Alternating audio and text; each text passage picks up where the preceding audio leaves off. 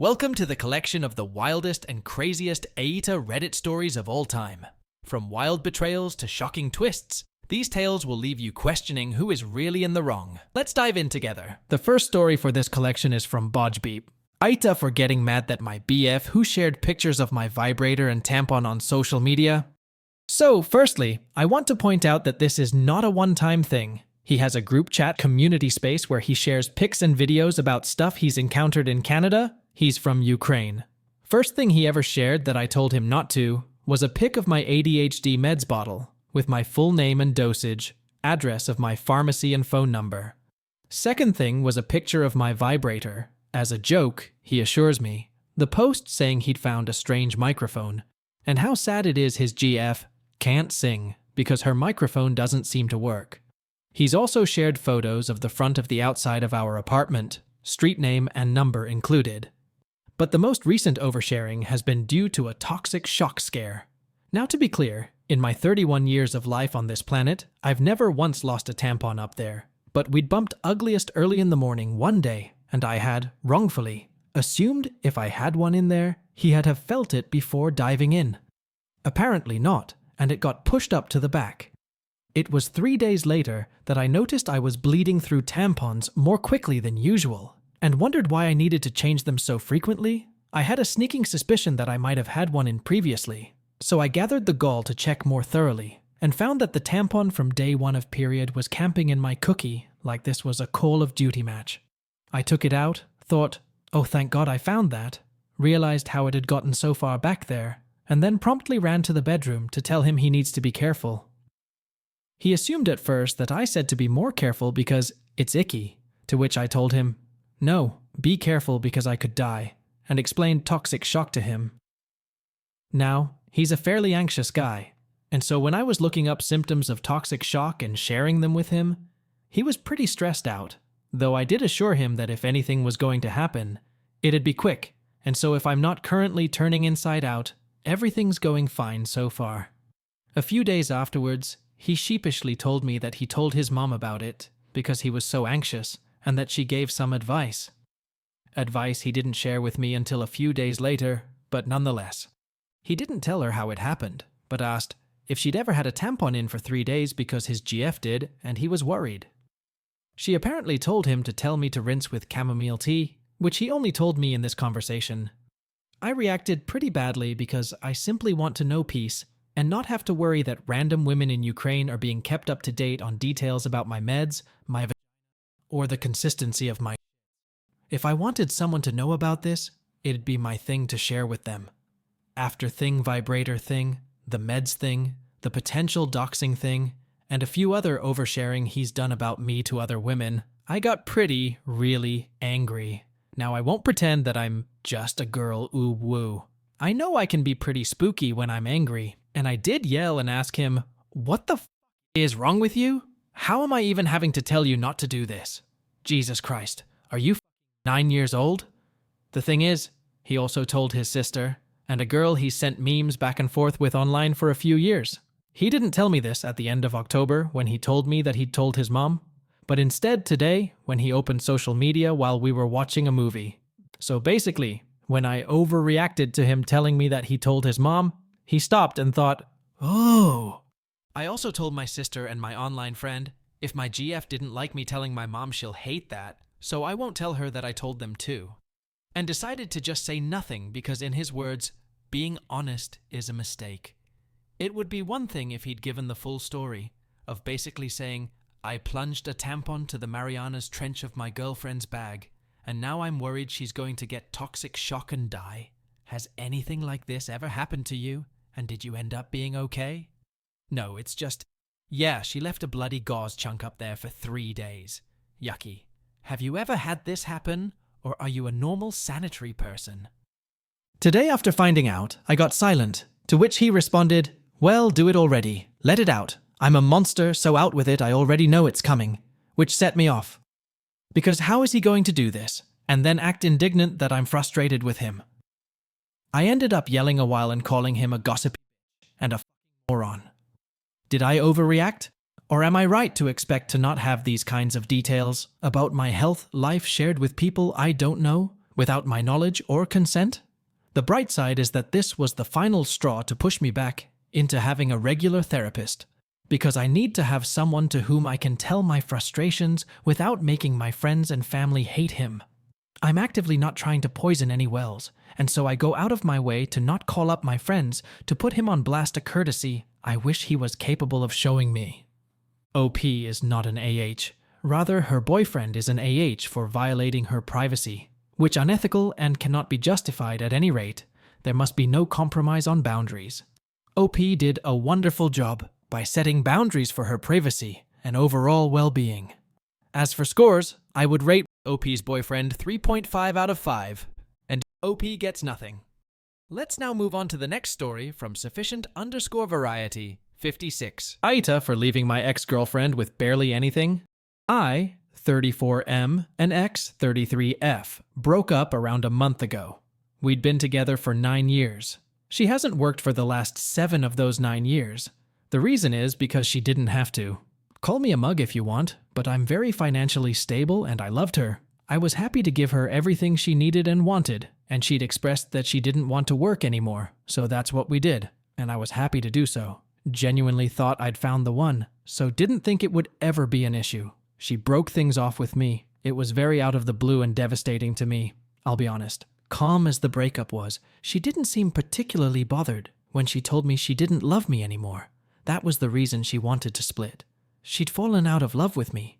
I was obviously upset and honestly shocked. I asked if I'd done anything wrong. She said no, that she'd just fallen out of love with me. And it just hit me like, okay, this is happening. There's nothing I can do about it. But I'm also not going to grovel and beg her to stay. She's clearly made up her mind with how nonchalant she was about it all. I didn't want an argument. I didn't want a huge scene. So I told her calmly but visibly upset to go and pack some clothes and stuff, and to go to her sister's house or something, because I couldn't have her there. In that moment, I also asked for her key to the house, and she got a little irritated by that, but did give it to me, then left. The following evening, we did talk on the phone. She called me, I answered, we talked, though there was nothing really to talk about. I did say to her, "So you really have made up your mind?" She said yes, and that this is what she wanted. I can't stress this enough that I really was devastated, and her blasé and nonchalantness to the situation did irritate me, because I think in this raw and fresh time, I was confused by it. How she ended 9 years just like that. But clearly, like I said, she'd obviously been thinking about it, and was over her side of things emotionally. The following couple of days, I slowly came to terms with it all, and started making plans to organize things. I took her off the car insurance for the car I bought her, and went to get it. She didn't like that. I cancelled her phone contract. She didn't like that either. I'd stopped her access to my bank account, all that kind of stuff. Naturally, she didn't like any of it, but we're not together anymore, and I was paying for all that. You no longer should have access to any of it. It's not a difficult concept. Things got nasty one night when she asked to come over and pick up some more things. I said yeah, because she did still have a few bits here. She came over, I silently let her in, and went back to the living room, while she went around gathering some stuff in a suitcase she'd bought with her. She came into the living room and picked up a laptop. I said, "You can put that down. That doesn't belong to you." And an argument then broke out. I ended up looking in her suitcase, and there were other things that didn't belong to her, so I took them out while she stood there yelling at me for being petty. I mean, maybe so. I'd let her keep her phone at least after I cancelled the contract, and told her she can keep her engagement ring and do whatever she wants with it. I snapped at her while she was yelling at me and I said, "You have nothing. You have the clothes on your back in this house, your makeup, your hair dryer, your hair straighteners. You can take all that. Everything else in this house isn't yours to just take." She started crying, and I asked her to leave. She sent me a huge text message, basically, in a nutshell, saying I was being unfair. I don't think I have been. I've been real about it all. If we had kids, it absolutely would have been a different situation. But this was two people splitting up, one of which, myself, was paying happily for everything she had. We are not together anymore. How is it unfair of me to take all that away? You are no longer my partner. It is no longer yours. You no longer have the benefit of having me to care for you financially. How is this not understood and being unfair? She now has pretty much nothing, sleeping on her sister's couch, needing to find a job again. It is what it is, and it's not my problem. OP is not an AH for refusing let her ex-girlfriend take with her anything he had bought. His girlfriend demand is unreasonable and unjustified. Instead of OP's ex is an AH, and I would rate her 2.5 out of 5 on the AH scale. And OP gets nothing. Let's now jump on to the next story from Few-Wealth, 2441. AITA for refusing to pay for my sister's college after she threw my toddler. For context, my 34 sister, 19, has been staying with my family while she attends college because we live very close by. We were paying for everything because my husband and I make a much steadier income than either of my parents, and we have enough savings together that it just makes more sense for us to pay for my sister rather than my parents, who helped pay for both me and my husband when we were both in school. In return for charging her no rent, feeding her, and paying for college, all I occasionally ask of her is to help me with my 22-month son. It is never for longer than an hour max, and only so I can do things like cook or clean without him clinging to my leg or begging to be hugged. He adores her, so it is much easier to hand him off to her while I try to clean up. She doesn't mind because I usually pay her something like 15 USD when it's any longer than 15 minutes. Please understand, this is never, absolutely never, for longer than an hour. I understand that she has studies, and most times would rather not deal with him, but I always ask if she minds, and whenever she says she's busy or not right now, I always acquiesce and try to find some other way to handle him, usually with YouTube or something similar which I dislike, but it's better than him trying to crawl under my legs when I'm handling a hot pot or something to that effect. Something I have warned her about repeatedly is not to have necklaces, bracelets, earrings, hair clips, etc. when she's taking care of him.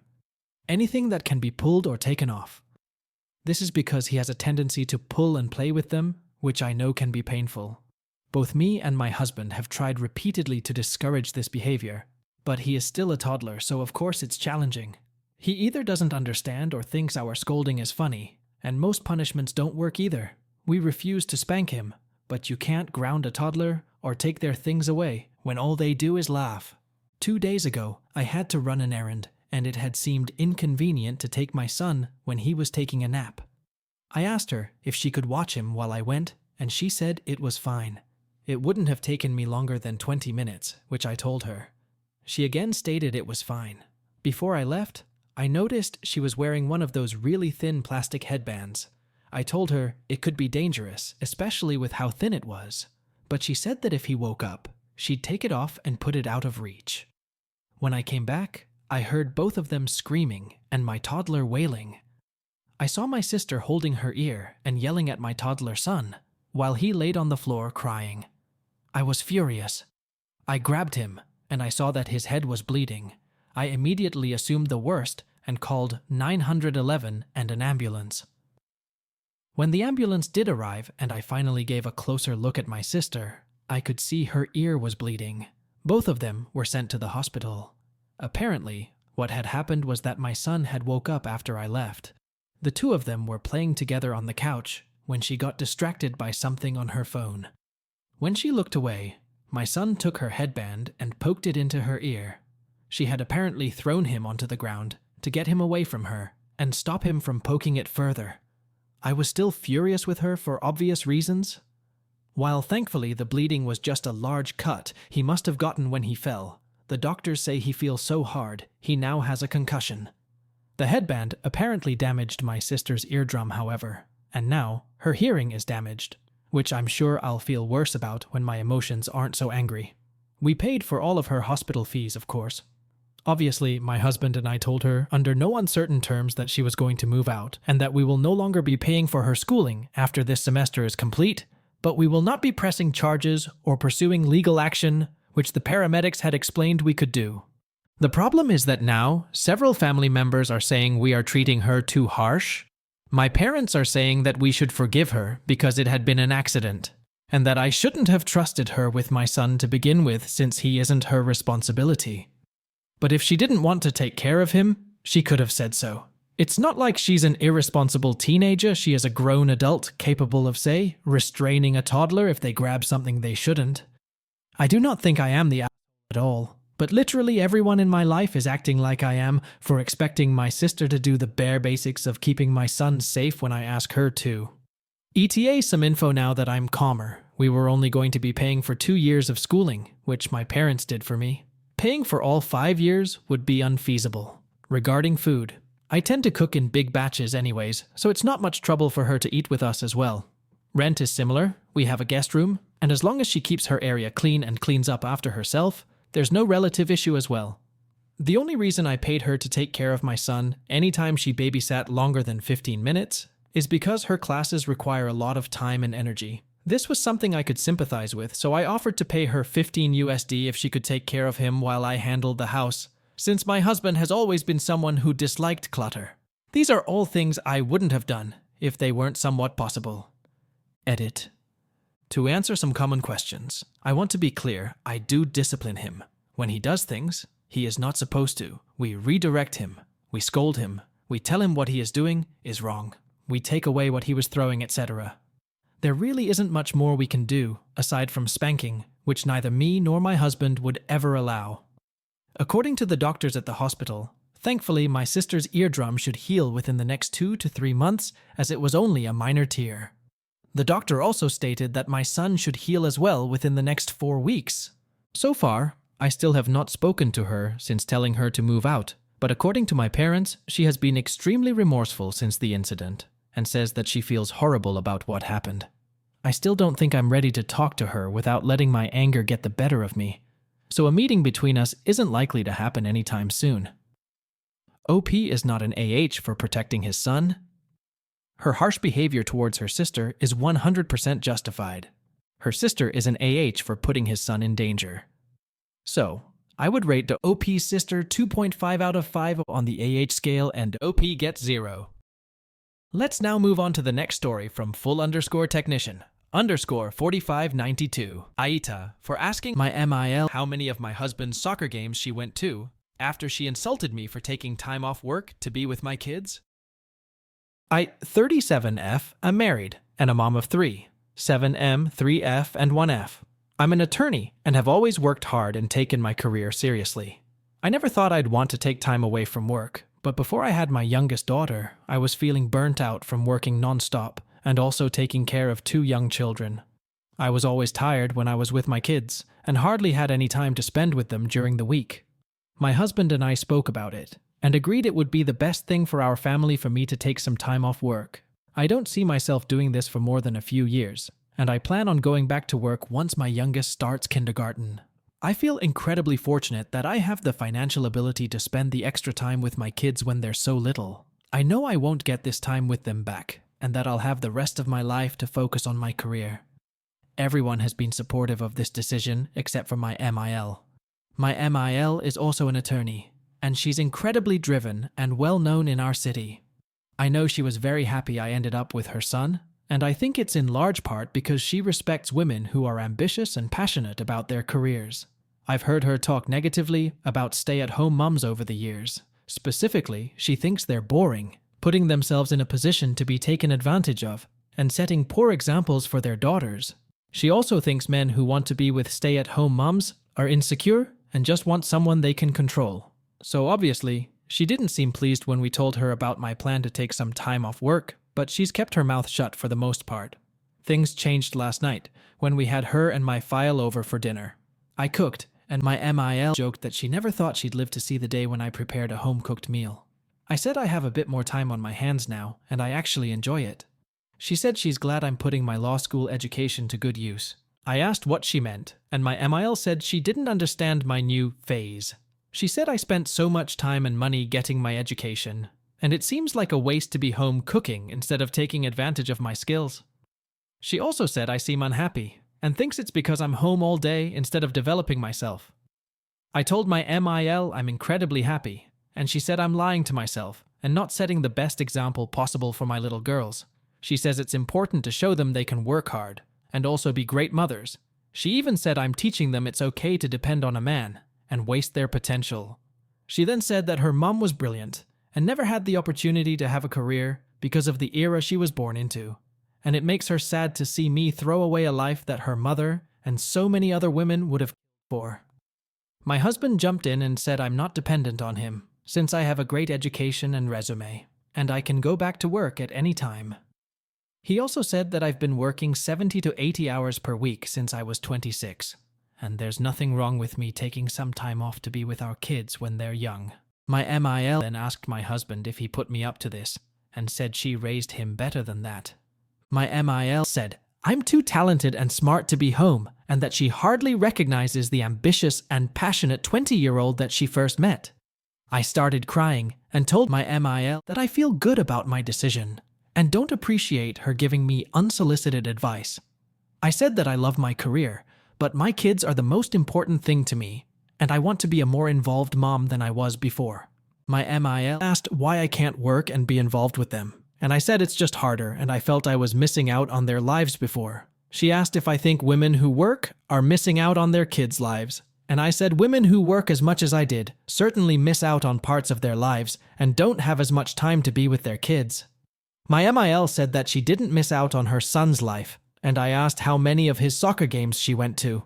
My husband was a college soccer player, and he's told me in the past that his parents never went to his games when he was little, and that he always had to carpool with teammates. He's also told me that his mom is a great adult mom since she's interested in his life and gives great advice, but she wasn't as interested in him when he was a young kid. My comments set my MIL off, and she said I was disrespecting women who paved the way for me to have a career. My MIL and FEL left shortly after. My husband is obviously upset about the situation. He thinks his mom was way out of line, but also doesn't like that I brought up the fact that she never went to his soccer games. He said I stooped to her level, and also that it wasn't my place to comment on his childhood. My husband feels horrible about the situation and has apologized for his mom's judgmental comments, but desperately wants us to work it out. He wants us to sit down for coffee and apologize to each other, but I'm not ready. AITA for my comments, and do I owe my mill an apology? OP is not an AH for prioritizing his family. Her mother-in-law is an AH for always criticizing OP for not continuing her career and choosing family time. OP has the right to do whatever she wants to do. So her behavior towards her mother-in-law's criticism is completely justified. As for scores, I would rate OP's mother-in-law 2 out of 5. And OP gets 0 out of 5 on the AH scale. Let's now jump onto the next story from Soaring-Spider 1738. Am I the for wanting to put some distance between me and my mother, and possibly in the future go little to no contact? I, 18 female, grew up in a household with 2 younger parents. My grandparents raised me part-time while my mom, R, finished college and started her new job at 21, and my father, H, 19, 20 at the time, worked overnights. I didn't see my parent as often as I would have liked during early childhood. Still, they did what they needed to do to provide for me, and for that, I'm forever grateful. Growing up, I admired my mom. She was my biggest role model, and she inspired me. In my eyes, she was my hero, but she was also my first bully.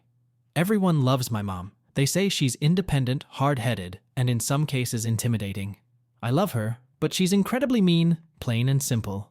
My mom would comment on my weight and my appearance, often telling me I needed to watch what I ate, and I needed to always look put together.